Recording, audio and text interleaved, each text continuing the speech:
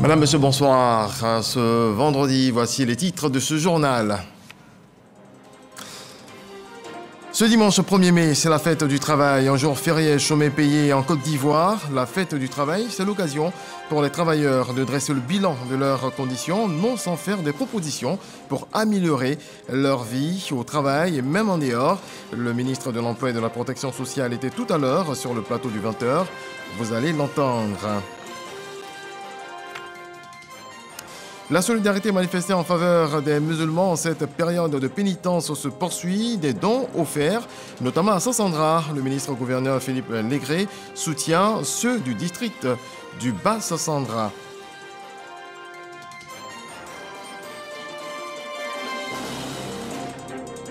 Et puis, dans notre dossier Vidici, nous parlerons de l'initiative francophone pour la formation à distance des maîtres. Elle est dans sa phase expérimentale à Gagnois et à Bengourou. 9 ans après sa mise en place, quel bilan? Élément de réponse dans ce journal. Mais tout d'abord, le vice-président de la République, Timoko Mélié-Koné, a échangé ce matin avec l'ancien vice-président Daniel Kablan-Duncan. Jérôme Kofi Abolin, le résumé de la rencontre. Le vice-président de la République a rendu ce jour, vendredi 29 avril 2022, une visite de courtoisie à l'ancien vice-président de la République, M. Daniel Kablan-Duncan. Cette visite revêt plusieurs symboles. En premier lieu, l'ancien vice-président Duncan est un aîné du vice-président Koné avec qui il a précédemment travaillé à la BCEAO. Ensuite, l'ancien vice-président Duncan a eu l'honneur et le privilège d'ouvrir la fonction de vice-président de la République et y a donné un contenu. Au moment de commencer à exercer la fonction de vice-président, il était normal pour le vice-président Koné Timoko Mélié, s'inscrivant en cela dans une démarche typiquement ivoirienne, de venir saluer son aîné et prendre des conseils. Les échanges entre les deux personnalités ont été cordiaux et fraternels. Ils ont fait un tour d'horizon des progrès réalisés depuis 2011 par la Côte d'Ivoire dans tous les domaines, notamment en matière de social et d'infrastructure, ainsi que des défis à relever. Au terme des échanges, le vice-président Koné Timoko Mélié a dit s'être enrichi des conseils de son aîné et prédécesseur. Le vice-président a indiqué que ces conseils lui seront utiles dans ses missions aux côtés du président de la République, son Excellence, M. Alassane Ouattara. Je vous donne la lecture de ce communiqué. Le ministre de l'Emploi et de la Protection sociale porte à la connaissance des populations vivant en Côte d'Ivoire qu'en application des dispositions de la loi numéro 2015-532 du 20 juillet 2015 portant Code du travail et du décret numéro 96-205 du 7 mars 1996 déterminant la liste et le régime des jours fériés. Le dimanche 1er mai 2022, jour de la fête du travail, est déclaré jour férié, chômé et payé sur toute l'étendue du territoire national. Le 1er mai 2022 étant un dimanche, en application des dispositions visées, le lundi 2 mai 2022, lendemain de la fête du travail, est déclaré jour férié et chômé sur toute l'étendue du territoire national. Tout à l'heure, Kolo Koulibaly a reçu sur le plateau du 20h le ministre de l'Emploi et de la Protection sociale.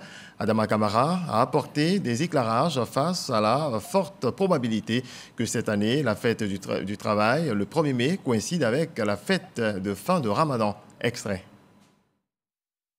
Si cette probabilité se réalise, nous allons nous retrouver dans une situation où 2 cérémonies commémoratives devront avoir lieu.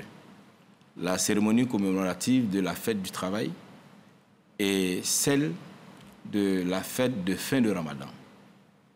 La fête de fin de Ramadan, qui est une fête familiale et une fête communautaire, mobilise les musulmans à y aller à la mosquée. Et après la mosquée, ils doivent faire des visites de famille, de sorte que ce serait quasiment intenable que les 2 fêtes soient commémorées dans leur activité le même jour. Le gouvernement, sur instruction de son Excellence, Monsieur le Premier ministre, a instruit le ministre que je suis pour discuter avec les centrales syndicales et le patronat. Des discussions que j'ai eues avec les centrales syndicales et le patronat, ils ont décidé d'avoir une attitude citoyenne en raison de la laïcité de l'État. Et cette attitude citoyenne s'est matérialisée par quoi? Ils ont accepté, si la fête de fin du Ramadan coïncide avec la fête du travail, ils consentent, c'est-à-dire le dimanche, ils consentent à ce que les activités commémoratives de la fête du travail soient reportées le lundi dans l'après-midi. Étant entendu que dans les textes en vigueur, depuis 2011, si la fête du travail tombe un dimanche, le lendemain, lundi, est férié. Si la fête de Ramadan tombe un dimanche, le lendemain est également férié. Depuis 2011, en plus des fêtes civiles, à savoir la fête de l'indépendance et la fête du travail, des fêtes religieuses ont intégré le périmètre de l'extension des jours fériés si la fête tombe le dimanche, à savoir la fête de Tabaski, la fête de Noël et la fête de fin de Ramadan. Parlons de la fête du travail et de son origine. Petit cours d'histoire dans ce journal avec Laure Goriti et Didier Nguessan. La fête du travail a des origines ouvrières et anarchistes vieilles de près de 140 ans. C'est à Chicago, le 1er mai 1886, qu'une grève générale est lancée et suivie par 400 000 salariés qui paralysent un grand nombre d'usines. Ils réclament la journée de 8 heures de travail, car à cette époque, la durée de travail pouvait monter jusqu'à 14 heures par jour. Les patrons de ces usines s'y opposent et le mouvement s'éternise jusqu'au 4 mai 1886. Lors de l'une de leurs manifestations, des policiers sont visés par une bombe. Le bilan est lourd, avec plus de 10 morts, 5 grévistes sont arrêtés et condamnés à mort. 3 ans après ces émeutes de Chicago, à Paris, l'Internationale ouvrière se réunit et adopte le 1er mai comme la journée internationale des travailleurs.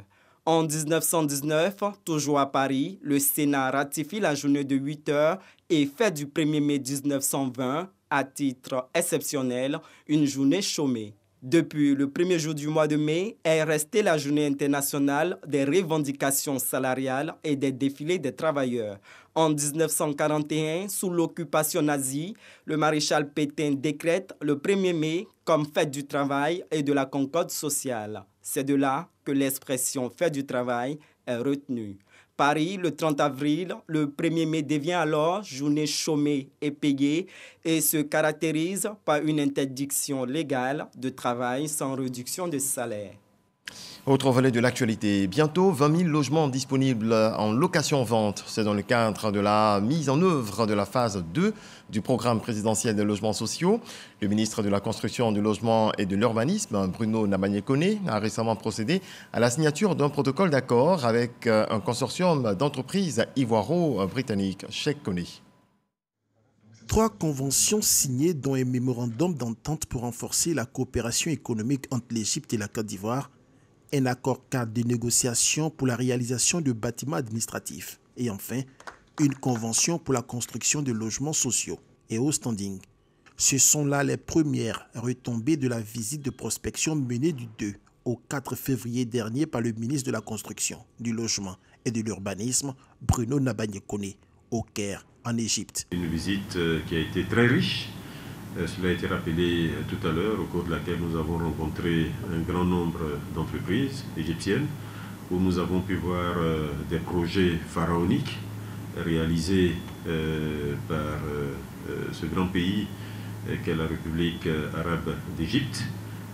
Et nous avons ensemble décidé avec nos interlocuteurs rencontrés sur place, en particulier avec mon homologue en charge de la construction de l'urbanisme, et le président d'Arab Contractor de faire en sorte que cette visite se poursuive à travers des projets concrets à réaliser en Côte d'Ivoire.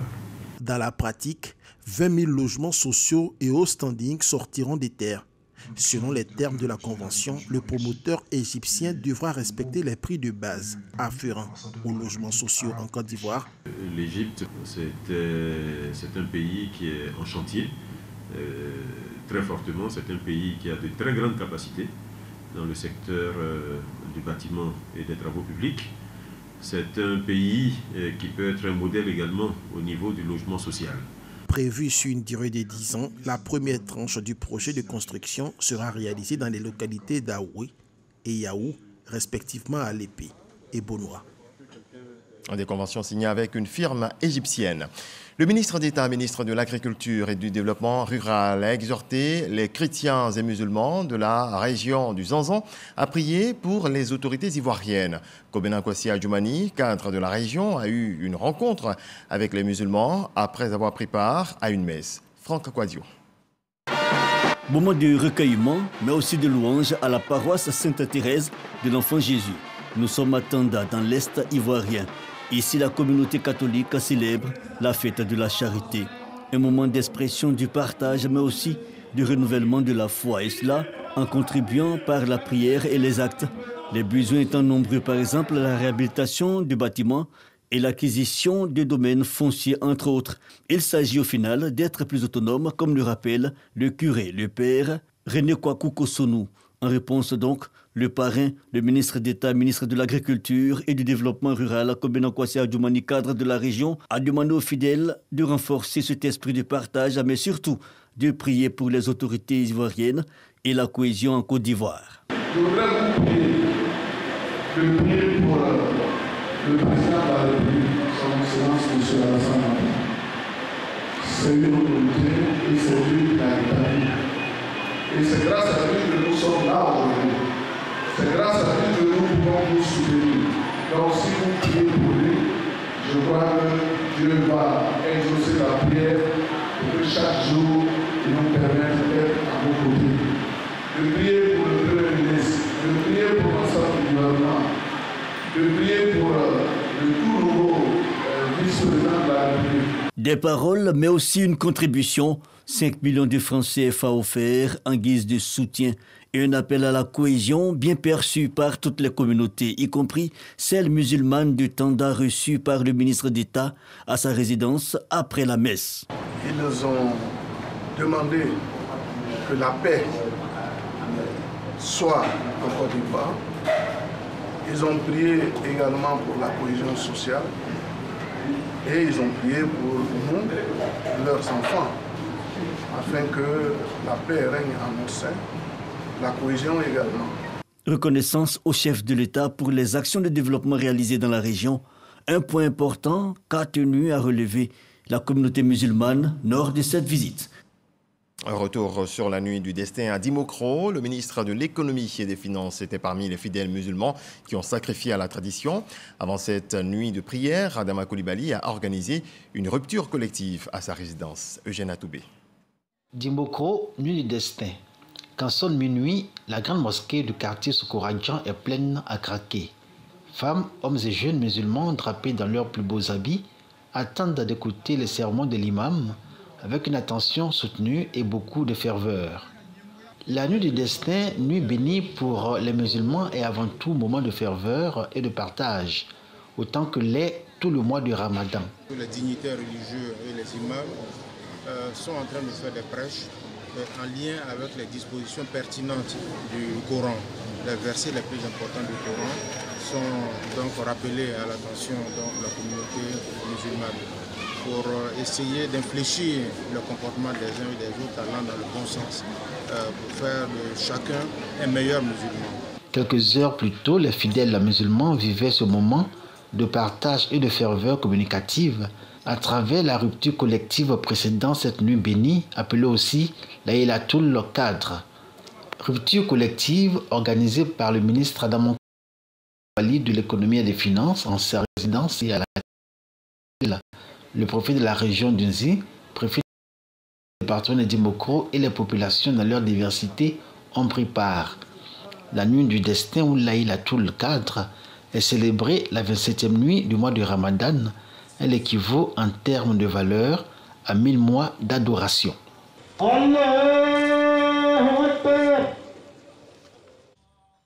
La solidarité manifestée en faveur des musulmans en cette période de pénitence se poursuit. Le ministre-gouverneur Philippe Légré soutient ceux du district du Bassa-Sandra. Des tonnes de riz et de sucre musulmans des régions de la Nawa, du Boclé et de San Pedro. Sam Conan. 7 tonnes de sucre et 6 tonnes de riz, c'est le don que fait le ministre-gouverneur Philippe Légré à la communauté musulmane du district autonome du Bassa-Sandra en cette période de jeûne musulman. Des dons remis par les autorités préfectorales des différentes localités aux responsables des mosquées.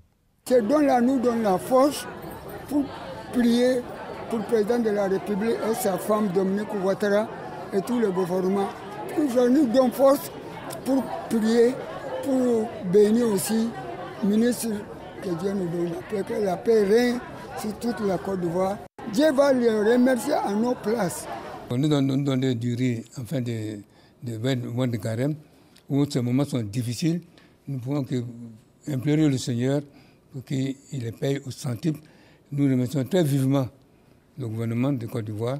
Et nous sommes reconnaissants à travers notre ministre-gouverneur qui nous a fait ces grands dons. Pour le représentant du ministre-gouverneur, il est important de soutenir la communauté musulmane en ces moments de pénitence.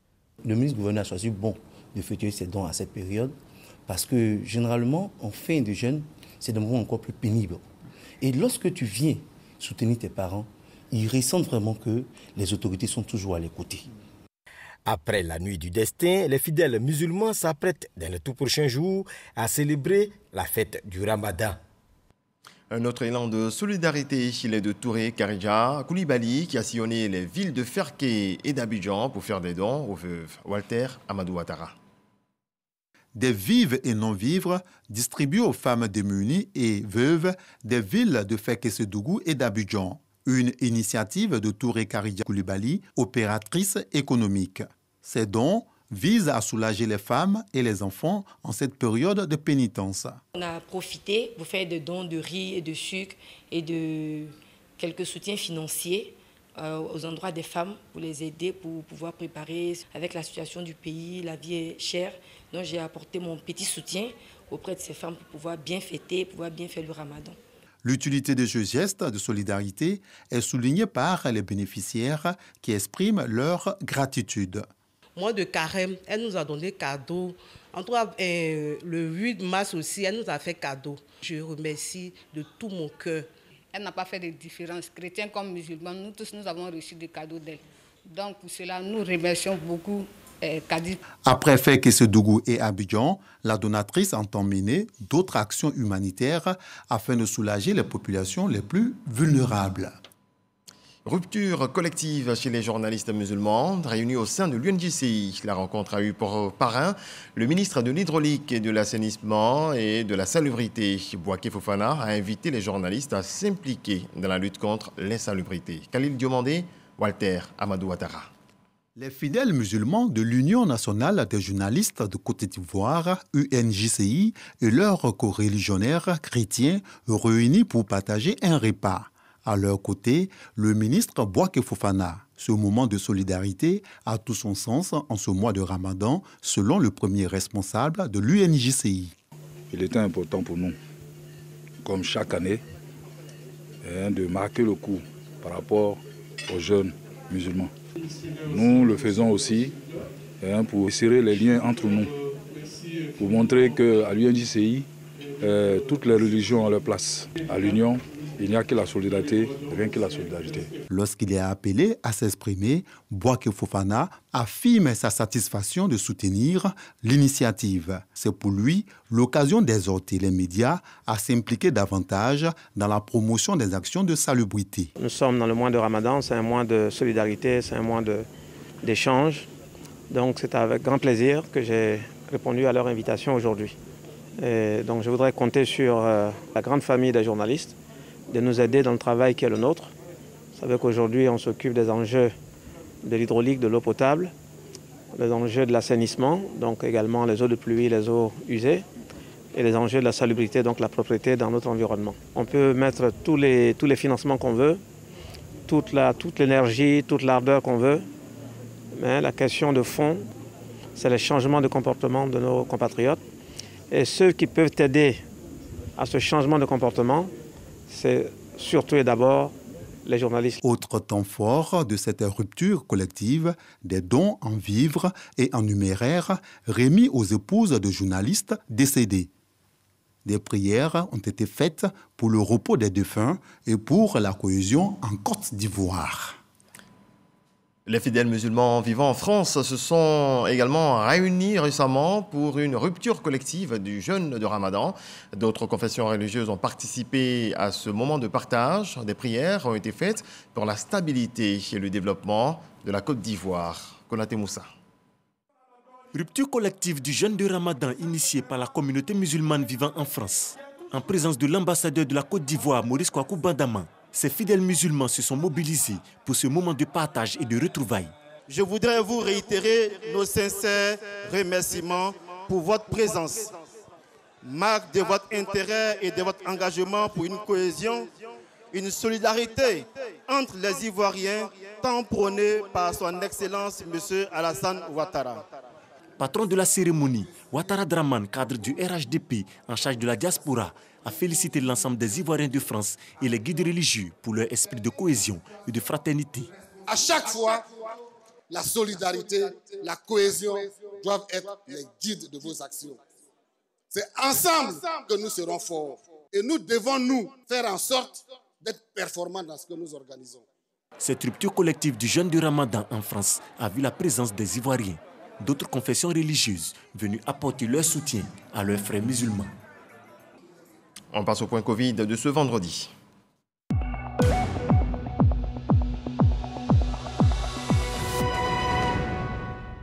La santé, de l'hygiène publique et de la couverture maladie universelle a enregistré ce vendredi 29 avril 2022, 10 nouveaux cas de Covid-19, 7 guéris et 0 décès. À la date du 29 avril 2022, la Côte d'Ivoire compte donc 81 930 cas confirmés, dont 81 097 personnes guéries, 799 décès et 25 cas actifs. Le 28 avril, 17 805 doses de vaccins ont été administrées. Deux agents de santé, un aide-soignant et un ambulancier ayant vendu une poche de sang à 25 000 francs CFA à un parent de patient dans une clinique à Bobo dimanche dernier ont été épinglés par l'inspection générale de la santé. Ils ont violé la décision d'uniformisation des prix de poche de sang à 3 000 francs CFA. Les deux agents de santé sont suspendus de même que leur salaire. Ils sont mis à la disposition de la justice. La clinique sera fermée par le ministère de la Santé. Autre volet de l'actualité, la nouvelle ministre de la Culture, Françoise Remarque, visite l'INSAC, l'Institut national supérieur des arts et de l'action culturelle, un établissement d'excellence dans la formation des cadres de la culture. Issa Tchonanyeo. Pas de perte de temps pour la ministre de la Culture et de la Francophonie. 48 heures après sa passation des charges avec la ministre de la Culture sortante, Françoise Remarque s'est mise au travail. Première escale, INSAC, Institut national supérieur des arts et de l'action culturelle, un établissement de référence dans la formation de l'élite culturelle ivoirienne. J'ai tenu véritablement pour ma première sortie à venir à l'INSAC. Il était important pour moi de m'imprégner des réalités et d'échanger avec le directeur général ainsi que le corps professoral. Exécution de l'hymne national par des étudiants, visite des locaux des différentes entités, notamment les écoles de musique et d'art, la galerie et un studio d'enregistrement. L'émotion est à son comble avec les tout-petits dont elle découvre le talent.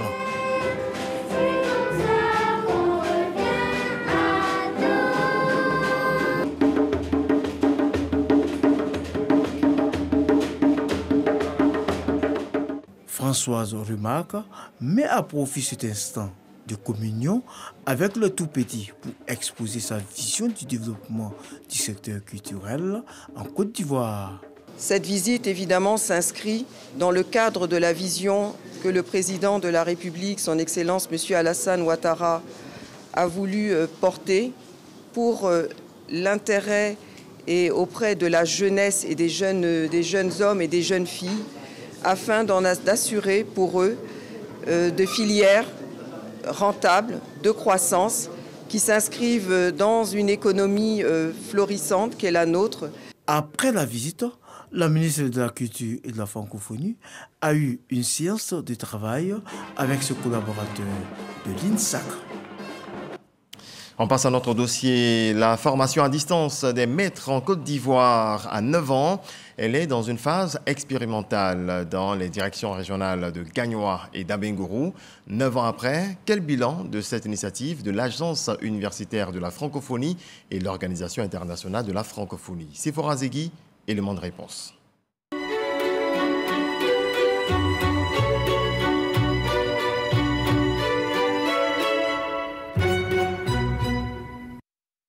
En 2013, ce sont 595 enseignants du primaire issus des zones rurales ivoiriennes qui ont été formés dans le cadre de la phase pilote du projet de l'initiative francophone pour la formation à distance des maîtres IFADEM. Après cette expérimentation réussie, à partir de 2018, IFADEM PAPDES a été mis en œuvre avec l'objectif de former 10 000 instituteurs, 15 000 directeurs d'école primaire, 1000 chefs d'établissement, et nous venons d'y ajouter, depuis le mois de novembre, 3500 directrices d'école maternelle. 9 ans après, que devient ce projet commun de l'Organisation internationale de la francophonie et de l'Agence universitaire de la francophonie, piloté par le C2D? Dans un projet qui concerne près de 30 000 personnes, quand vous atteignez des taux de 85 à 90% de taux de réussite, et donc quand on atteint cet objectif-là, on ne peut qu'être satisfait.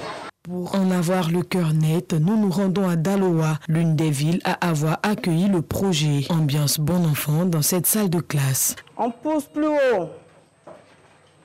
Plus haut. Bien, on pousse le tableau. L'institutrice, par ailleurs bénéficiaire de la formation, nous explique le changement qui s'est opéré dans sa manière de dispenser son cours. J'ai utilisé la stratégie 5 de IFADEM. La stratégie 5 permet aux enfants de mieux lire, parce que cette stratégie décèle les mots en syllabes et en sons. Durant 10 jours, une mission conduite par la secrétaire exécutive de IFADEM PAPDES s'est rendue dans les DRENA de Bondoukou, Boaké, Korogo, Man et Daloa afin d'apprécier les résultats obtenus sur le terrain. Avec l'appui du CDD, l'AFD, le CDD, nous avons pu vraiment bénéficier de financements conséquents pour nous permettre de réaliser toutes ces activités. Compte tenu des livrets et des guides utilisés pour la formation, est le fruit d'un travail d'équipe faisant intervenir des experts nationaux et internationaux afin de répondre aux besoins de formation des bénéficiaires. Nous avons fait des entretiens, nous avons fait des visites de terrain. Tout cela nous a permis d'identifier les réels besoins de formation pour chacune des cibles. Et c'est à partir de là que les thématiques ont été proposées pour chacun des livrets.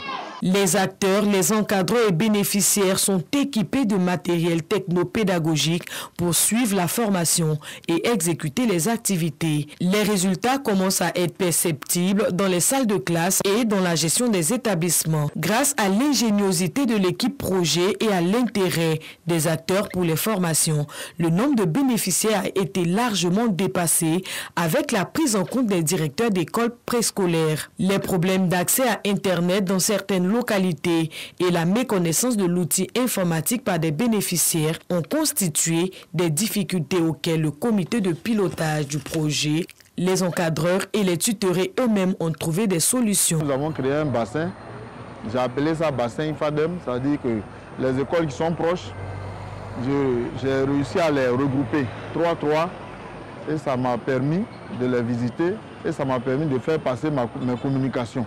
Grâce au dispositif IFADEM-PAPDES, ce sont 86 tuteurs régionaux, 3 nationaux et 400 technopédagogues spécialistes de la formation à distance qui ont été mis à la disposition du ministère de l'Éducation nationale et de l'alphabétisation.